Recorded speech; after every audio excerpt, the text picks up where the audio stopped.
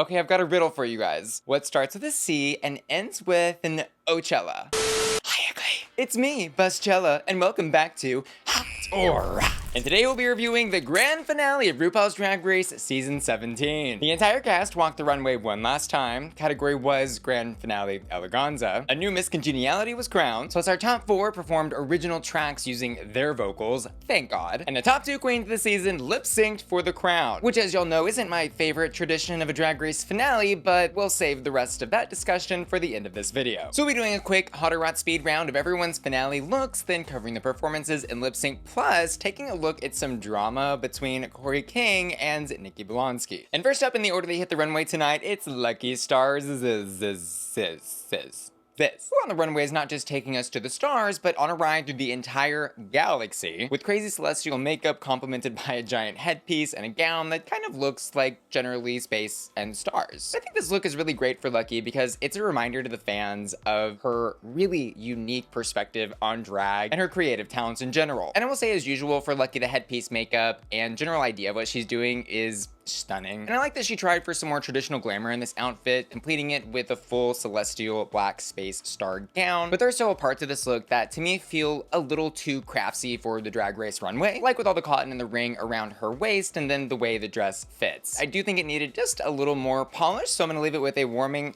And next up, don't forget the Ella. But I mean, how could you? It's Joella, who on the runway tonight is paying homage to her very own quilted runway, where she came out dressed as a mattress with RuPaul spray painted on the back, which was, yes, like an absolute nightmare of a runway, but was at the same time instantly iconic, and I think gave her attention and recognition that she might not have otherwise gotten because she was eliminated so early. And here in the finale, she is owning that golden boot worthy runway and elevating it into a quilted gown with some really cool PVC cutouts that adds shape and contrast, plus a little quilted whole circle that she is using as like a mask sort of accessory as she walks down the runway to give reference to herself poking her head through the mattress. And personally, I really enjoyed this look because yes, she is making fun of herself and capitalizing on a great moment, but also elevating her drag in a very tangible way. She looks gorgeous, I had a laugh, and I will never forget the Ella. This look is hot. And next up, welcome to season 17, where everything is a little bit wetter. It's Hormona Lisa, who here on the runway is giving us a blue and white cloud fantasy that is losing a couple of raindrops as they go down the gown. And I do really like that this dress is an homage to the wetness of season 17, the dunk tank, and all of those shenanigans, including her Lucker Lever pull, which sent Michelle into the dunking tank and saved her from a first out elimination. But more than this dress being pretty and a cool reference to the season as a whole, I really love how beautiful she looks. That makeup is so elevated, so glamorous, and just complements her face so much better than the makeup she was wearing originally. She's already got her All-Stars glow up, and we're only here on the finale. This look is a safe, solid hot to me. And next up, are you ready for the diamond tier experience? It's Crystal Envy, who's coming out on the runway giving me some simplistic Hollywood glamour meets almost like pinup in the way she styled that hair. I think the black and white color palette is really nice and chic, and that Fascinator is the perfect amount of fun flair for someone like Crystal, who does have a more streamlined sense of fashion. And I think this look is great, but the one thing that was kind of distracting me was the chest contour, which I will acknowledge is very difficult to do correctly, and I think was a big risk that didn't really pay off here tonight, considering the stage light situation that we've had all season, because you never know how those colors and lights are going to play with contour shadings like she did there on her chest. She also could have gone bigger and grander with the concept, but I think she looks great. I'm gonna give this look a hot. And Crystal was one of the queens from this season that I thought was sent home way too early, because I felt like she just had so much more to show. Thankfully, she's not going to walk away from this season empty-handed. She was actually crowned Miss Congeniality, so she'll take home that title as well as a cash tip of $10,000. And next up, in case you forgot, it's Acacia Forgot, who did not forgot the blush.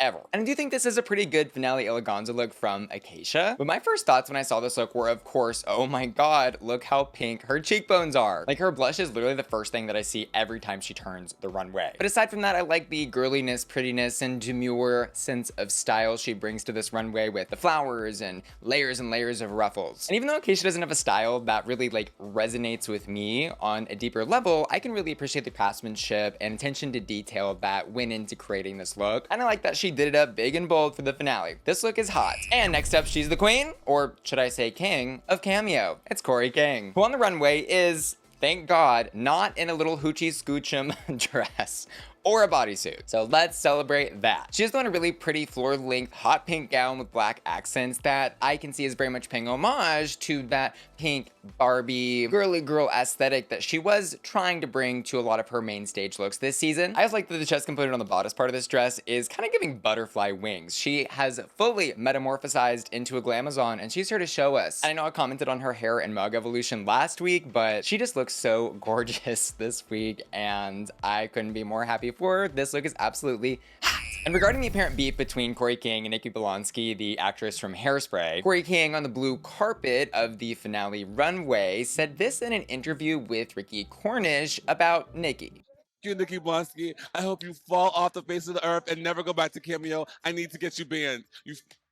But understanding why Kori said that is a little more complicated. For some context, Kori King has been absolutely killing it on Cameo, as we know, with her Kori Toot and Michael Jackson characters that she records in. And she actually has held the title of being the #1 most booked Cameo person in existence for a couple of weeks, but that spot would swap between her and sometimes Nikki Blonsky. And so there is this sort of online rivalry between the two regarding that top spot. But considering Nikki Blonsky's past, it's a little unclear to me how much Kori was actually joking when she said all that. Because Nikki, if you don't know, was actually involved in a brawl in an airport with a contestant from America's Next Top Model. According to the 2008 NBC News article concerning this situation, NBC reported that days after Hairspray star Nikki Blonsky and her father Carl were arrested for allegedly engaging in a brawl with America's Next Top Model Cycle 9 contestant Bianca Golden, new claims about the altercation have emerged. Turks and Caicos airport brawl last Wednesday reportedly left Bianca Golden's mother, Elaine Golden, in a Florida intensive care unit, according to the New York Post. She reportedly suffered a cracked skull and broken nose. Both Nikki and Bianca were charged with actual bodily harm as a result from their fight, and this article goes on to say that the fight between these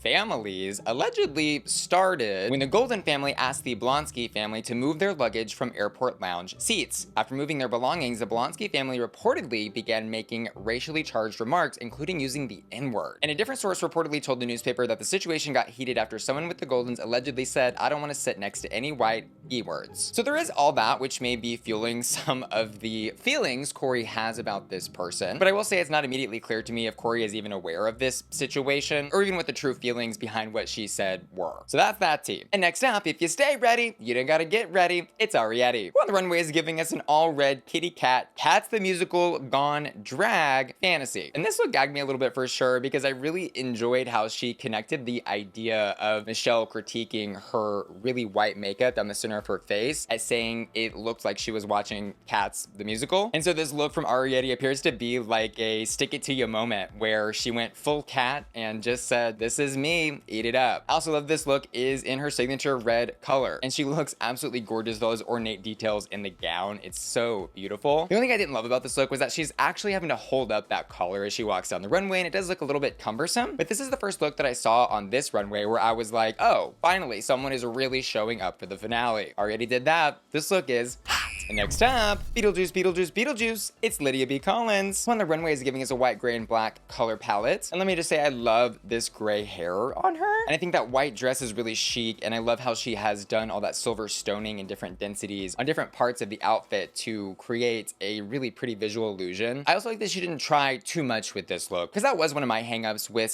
many of Lydia's runways from this season. She had such great ideas and concepts, but would often include too many details, pieces, and parts on her look. But here she's done, I think, the perfect amount of editing, and I love the spookiness, the horror, and the beauty of this look. It's absolutely hot. And next up, I'm not wearing any, it's Lana, who on the runway tonight is actually my first queen, if you've been paying attention to my hot flames, to get 5 out of 5 flames. Lana looks so breathtakingly drop dead gorgeous. I love all the shape in the dress and how it asymmetrically comes up her chest, leaving that body stocking with all the stones exposed. And I think she's done such a beautiful job with the colors and layering of the ruffles in this. This is Lana at her finest. She looks so freaking gorgeous and hot. And next up, beep beep, it's Suzie Toot, who on the runway is giving us a look referencing The Little Shop of Horrors, a movie she also infamously and very badly paid homage to in Snatch Game. Remember the scissors, scissors thing she did? And I love that Suzie's another queen tonight taking a moment from this season that wasn't her brightest, but making it a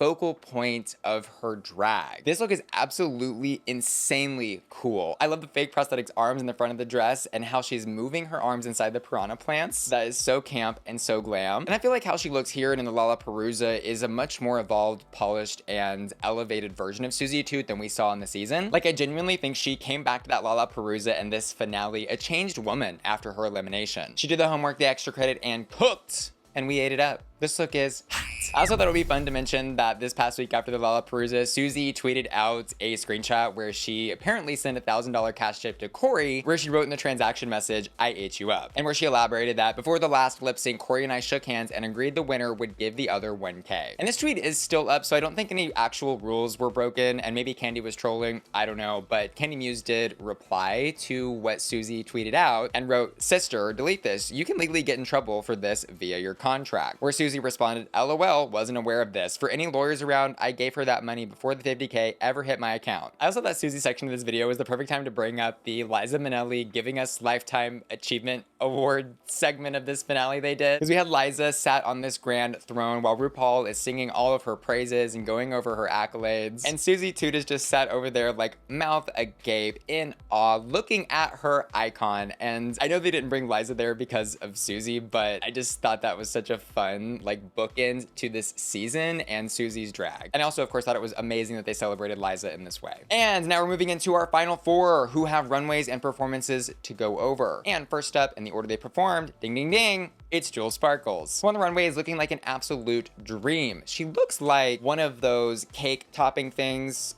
with the bride in the big dress, but also kind of like maybe inspired by Ariana Grande at the Grammys in that big poofy dress she wore. But the styling Jewel's brought to this is kind of giving 60s meets like My Fair Lady with the bows and the beauty and soft glamour of everything she did. And Jewel's is a queen that had some hits and misses on the runway throughout this season, but wow, does she look absolutely stunning. She should be so proud of this look and how she's been able to grow and evolve so quickly throughout this season, because I do feel like she was a queen that was actively listening to the judges, taking notes, and trying to elevate every single week. This look is so hot. And concerning performance, I thought it was an excellent start to this finale and was such an unexpected delight. Because we've seen how funny Jewels can be throughout this season on challenges like Snatch Game, and of course how beautiful she's been from the beginning of this season, but this performance found a really impactful way to combine her glamour and camp, because the song she's singing is a sort of burlesque number where she is using the catchphrase ding ding, and she's running around the stage being pretty, being hot, and killing the choreography, but also being silly and goofy and fun, and not like the other girls. For example, as she takes off parts of her outfit, the corset will hit one of the backup dancers, or she's accidentally stumbling and falling as she says ding and getting back up and trying again. Her performance felt like an acknowledgement of, yeah, sometimes things go wrong, but look at how great they can be when you like learn from those lessons. And then she ended it in a perfect way, falling off the back of the stage onto a mattress. Ding! This performance was so hot.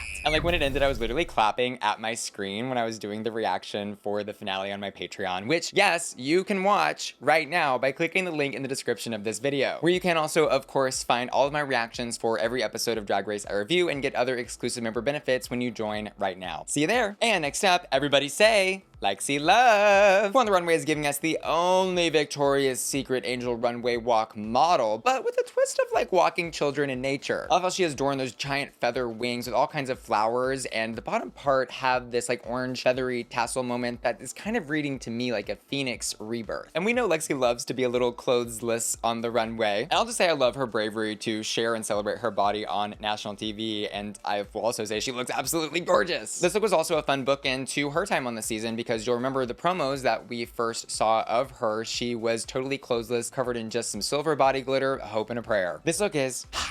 And for her finale performance, she takes us to the roller skating rink one final time. And Lexi's original song is about her being a classic, and she's got these really fun lyrics like, how are you gonna come from a classic? You're looking at her story. She's being dragged around by the stage by dancers, put up into split lifts, and of course, skating around in her skates. I would say the performance component of what she did here was like a 5 out of 5 for me, but the song was a little less catchy to me than Jewel's. But overall, this was definitely hot. And next up, feeling bothered? It's Onya Nurve, who on the runway is looking like a gorgeous golden chocolate Ferrero Rocher candy that's kind of melted and created lattice pieces like on that headpiece. And the sequin and stoning work of that swirl coming down her body looking all curvy and swervy is so gorgeous. The headpiece is incredible and she looks so opulent, elegant, and effortlessly beautiful. This is definitely the best runway we've seen from Onya, and I was gagged a lot of it for sure. This look is hot. And regarding her performance, she gets on our nerves one final time in the best way possible. And y'all, her performance was, I'm just gonna say it, probably the best solo performance on Drag Race we have ever seen. Like, my jaw was on the floor watching this because of the absolutely buttery smooth, gorgeous vocals that she laid down on this track. And I loved how the song was soulful, but also super energetic and upbeat. Plus, she killed the choreo, and she just has such an amazing stage presence that I did not want this to end. Onya is incredibly talented, and she proved that time and time again this season, but this was a capstone moment for her. Like, I'm ready for the Onya Nurve album. Where is it? Release it. She had me, and I think everyone in that room, eating out of the palm of her hand. She absolutely killed it. This performance was hot.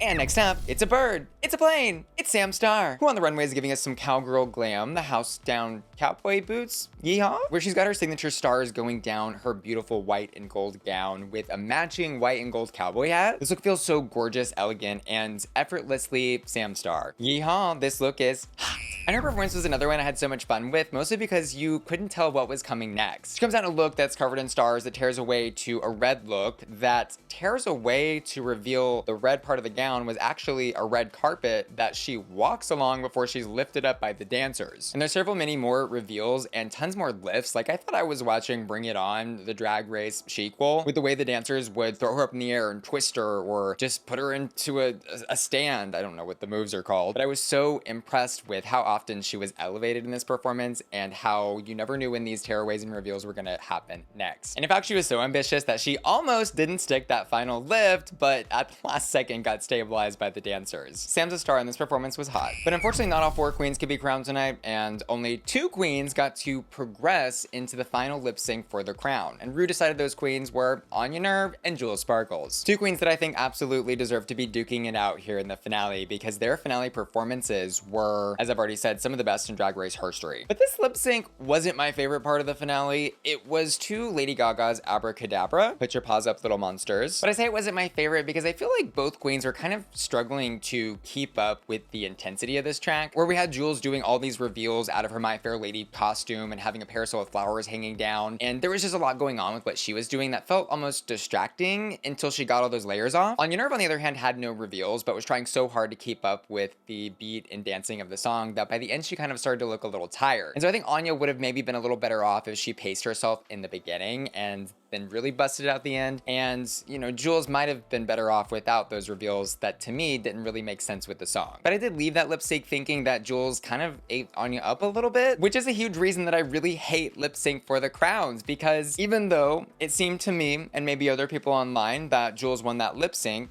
the winner of this season is actually Onya Nurve. And firstly, I want to say congratulations to Onya Nurve because she 100% deserved this win. She proved that with her track record, she proved that with her performance, and she proved that every time she was on that stage, period. And I don't think there was another winner from this season that would have made sense. But seeing this lip sync from Onya and Jules almost taints what happened earlier in the episode because it wasn't a best lip sync from either of them, and it felt like the winner didn't actually win. And for a while now, I've been an advocate of totally getting rid of lip sync for the crown because I just think it's not needed and can taint how viewers see or expect the outcome of the season to be. But if they are hellbent on keeping this, which they apparently are, maybe they could do the lip sync for the crown like at the beginning of the finale and then do solo performances at the end, which would maybe provide a better viewing experience for the fans of the show, who I think are rightly so trying to connect what happens in the finale to the outcome of the season. But of course, I want to know what y'all thought about this lip sync and all the performances, like watching the episode as a whole, watching the season as the whole. What did you think about Onya Nurve getting that crown? And regarding my thoughts on the finale of the season in general, my initial feelings were that I really enjoyed the performances. However, I didn't love that they filmed the finale on the same stage that they filmed the rest of the season. And personally, I really would love to see them return to using a different finale recording location next season. However, I did really like how they spread out the prize money a little bit more this season, because we of course had Onya Nurve getting the $200,000 cash prize, but there was also a $25,000 cash prize given to Jewel Sparkles, the runner-up, and then $10,000 each awarded to Lexi Love and Sam Starr for being in second and third runner-up positions. And as usual, the Miss Congeniality prize was $10,000, and then every queen got an additional $2,000 cash tip in addition to any winnings they had from the season. It is still pretty crazy though to me that the winner of the Lollapalooza takes home a $50,000 cash prize, because this is an eliminated queen that, like, yes, comes back and proves her worth and I think deserves that money,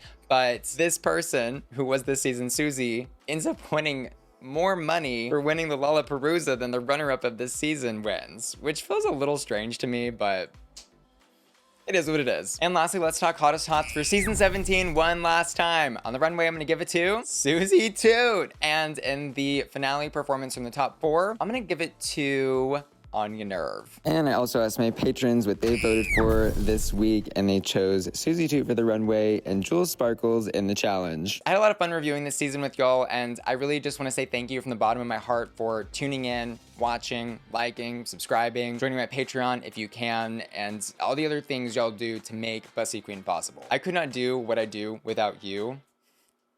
Do. I'm laughing at do. Anyways, I couldn't do what I do without y'all doing what you do. And that's the do on that do. And finally, I want to give an extra special shout out to Ashton, Felicia, Laura, Matthew Burns, Mikal Minst, and Will and Tanner, who are supporting me at my Bussy Queen Collector tier at patreon.com. See y'all later. Love ya. Bye.